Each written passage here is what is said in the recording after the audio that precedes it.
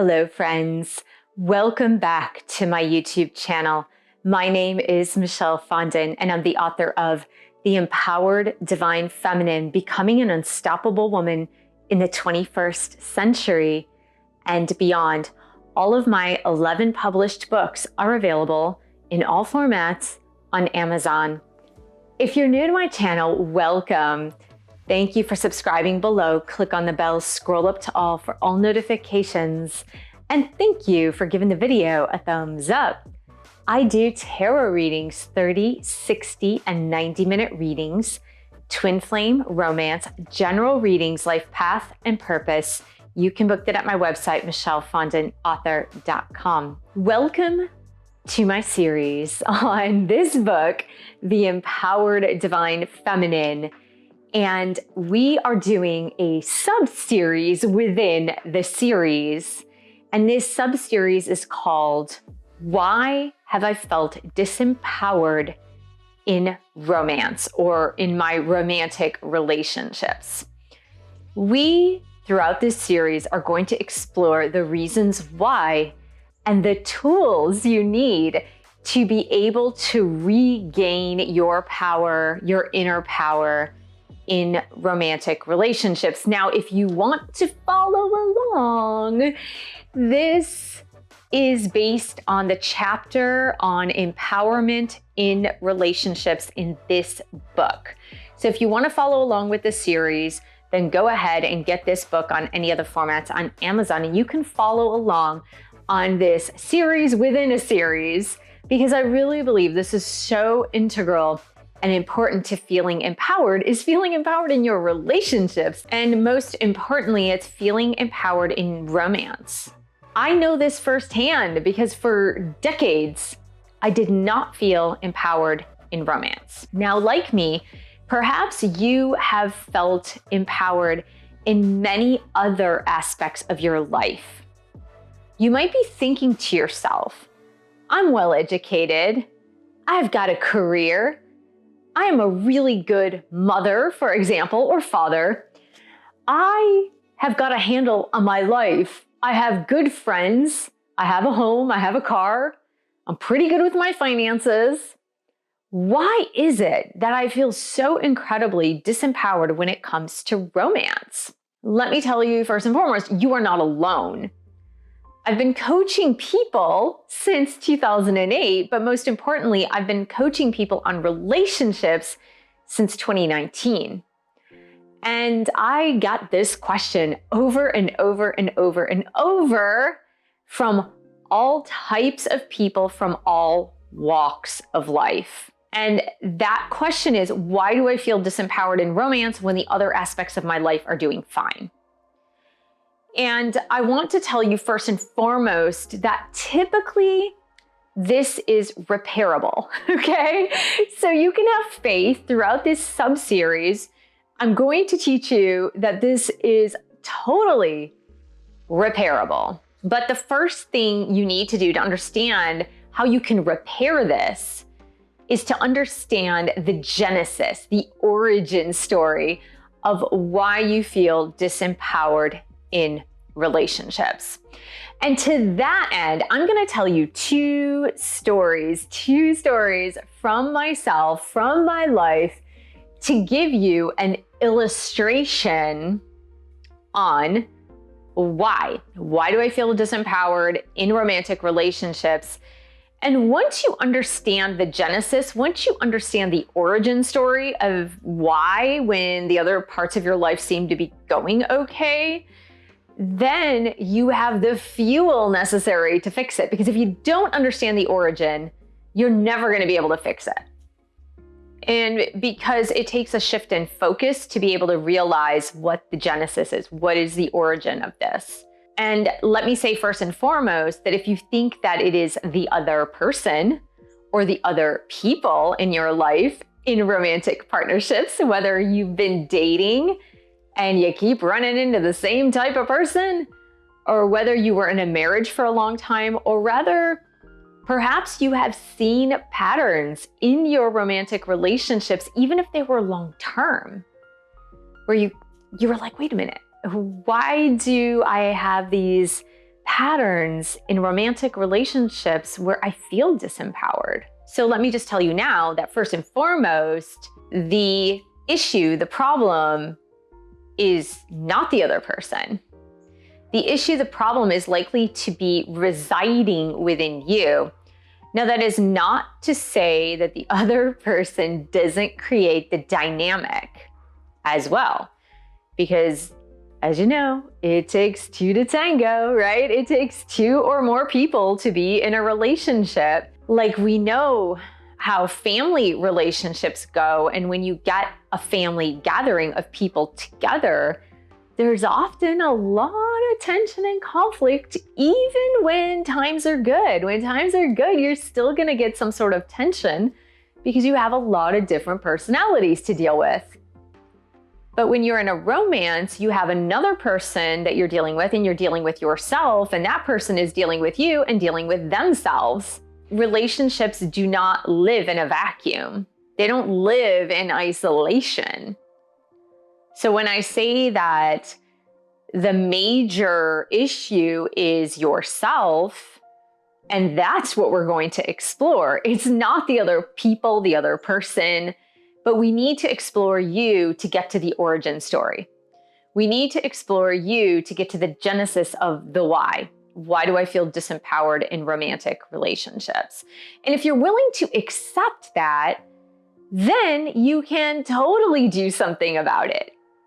If you're thinking that it's the other person or people, that you're just running into the wrong type of guy every 5 years or every 1 year, then you're never going to get to the root cause of the problem. So let's look at this. Let's look at this through a couple of my stories, although it's the same relationship that we're going to look at, but from a couple of different perspectives. So the first perspective is that the relationship I'm going to speak to you about was a relationship with an alcoholic person. And this relationship lasted 5.5 years, to give you some context. And when I was about 2 years into the relationship, perhaps a little bit less than that, when I was in the first 2 years of the relationship, let's say, I went to therapy. Now, the therapy I went to, the therapist I saw, was not for me originally. The therapist I was going to was for my son. My youngest son was having some problems and issues adapting to a new life circumstance, a new life situation that I'm not going to go into details, but he's fine. He was fine then, he's fine now. I was just really confused as to why he was reacting in a certain way. So originally, I went to this therapist for my son. He saw the therapist, we saw the therapist together. And then I said, wow, I'm in this relationship and I believe my person is an alcoholic, but I don't know how to deal with this one. So I started going to therapy to understand why I didn't feel right. And one of the things that she pointed out, probably in our first session, she did not know me very well, obviously, since it was mostly for my son and I wasn't really the one talking. But she picked up on something, and I thought that was so smart that I remember it to this day. And when I told her about the person I was dating, who was and still is, I believe, an alcoholic, she said something about, you were starving for love. You both were. And I was like, whoa, like, where in the world did that come from? And I was telling her that this was a really loving relationship outside of the alcohol, that we really loved each other, we really cared about each other, that we were like birds of a feather, we got along super well. But there was this sticky wicket of the alcohol and the alcohol addiction that was getting in the way. And she just picked up on the fact that he and I both were both starving for love. And so we clung to each other. A lot of that comes from the fact that I didn't know this at the time. I know this now. But it was stemming from the fact that I did not have a lot of self-love. And one of the reasons why I did not have a lot of self-love was because of my upbringing. And my person, who was the alcoholic at the time, and still is, of course, but who was my person at the time, He also grew up in a very tumultuous household filled with abuse and alcoholism. And he too did not have a lot of self-love. And so his cup was empty, my cup was empty. We come together and bam, we're filling each other's cups before filling our own. And as you know, if you have been in a very codependent type of relationship, that is a recipe for disaster.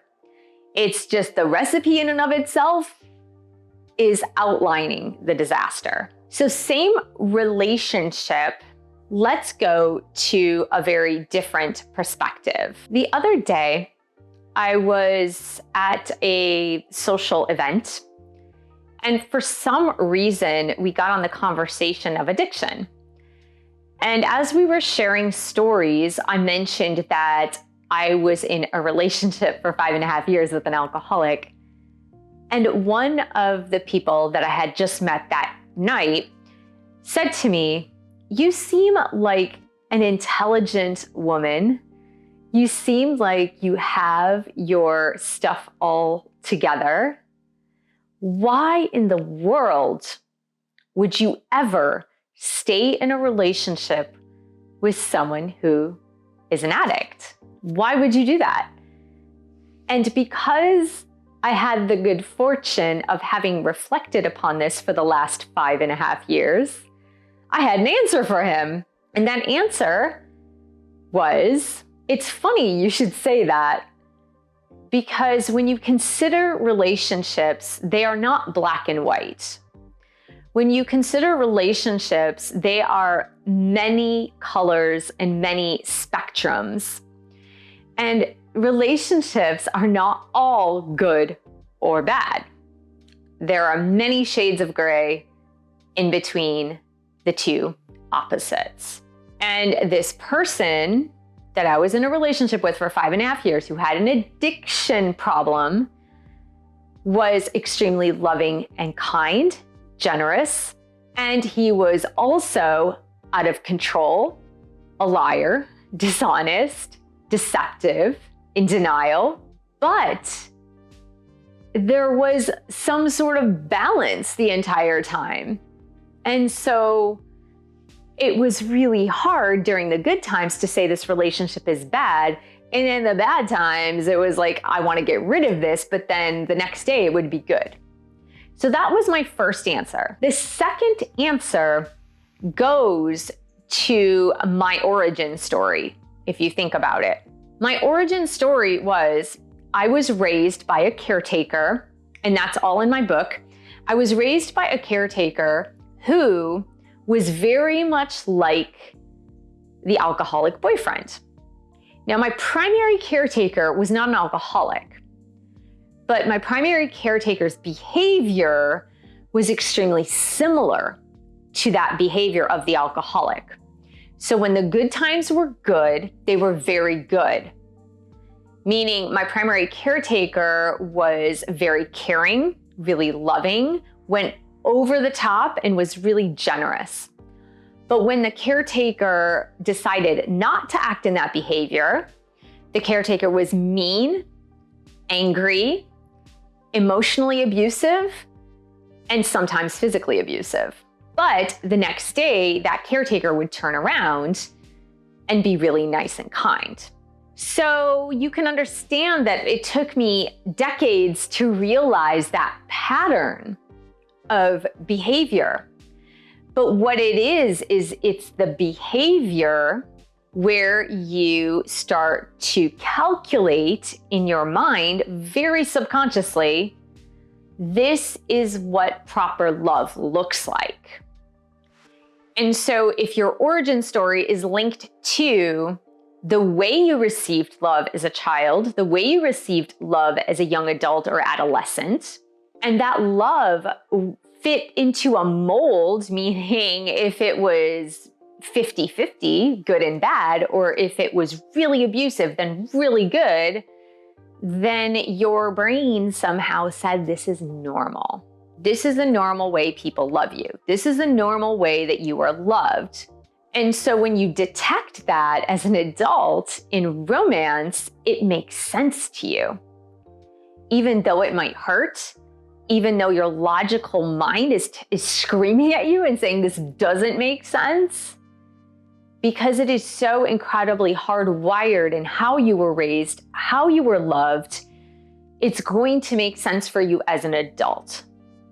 And when it does, you find yourself in this endless loop of relationships that mimic or mirror how you were loved as a child. And sometimes it's not 100%, meaning sometimes it doesn't match itself at 100, but that's only because sometimes along the way, you start to make different choices. If you had a previous relationship that was very up and down tumultuous, like I had, for example, and you said, okay, I'm not gonna experience that again. What I would like to experience is something that is like this, and you make another choice. And that's why it may look similar, but not look exactly like your origin story, or it might not look exactly like how you were raised. I even know someone, for example, who mindfully married a man who was the polar opposite of her father. She didn't like the way she was raised by her father. She didn't like her father as a person. He was a philanderer, if you will. And she said to me, I married my husband because he was the polar opposite of my dad. And herein lies the problem. She got extremely bored. She got really bored with her marriage. They were friends, but she was really bored. Why was she bored with that marriage? That she mindfully picked someone who would not be like her father in any way, shape, or form. And one of the reasons she was bored is because it did not match the way she was loved as a child. And so because it didn't match and she hadn't healed it, she was bored. And I think the key word there is to heal that origin story, to heal how you were loved as a child. If in any way, shape, or form, it has created problems in your romantic relationships over and over and over and over again. And really, that is what we're going to address during this sub-series of the Empowered Divine Feminine, is how to detect, how to pinpoint, how to recognize behaviors and patterns in your romantic life, and how to start to unravel that, how to start to fix it so that you don't feel disempowered in romance anymore, because that is something that can take you down, can sink you in your own life, even when all the other aspects of your life are just fine, just hunky-dory. So I hope by me telling you a little bit about my origin story and a little bit about how I discovered what was up with that, I hope that helped stimulate your memory as to perhaps why you've seen these repetitive patterns in romance for you that aren't necessarily serving your highest good. So I want to thank you so much for joining me. Thank you for subscribing to my channel below. Click on the bell, scroll up to all for all notifications, and thank you for giving the video a thumbs up. Thank you for sharing this video with others who could use a little bit of romantic relationship empowerment. And thank you so much for your support of my YouTube channel. You can purchase one of my 11 published books. I have some twin flame boot camps and a meditation course online on demand, and I will see you in the next video.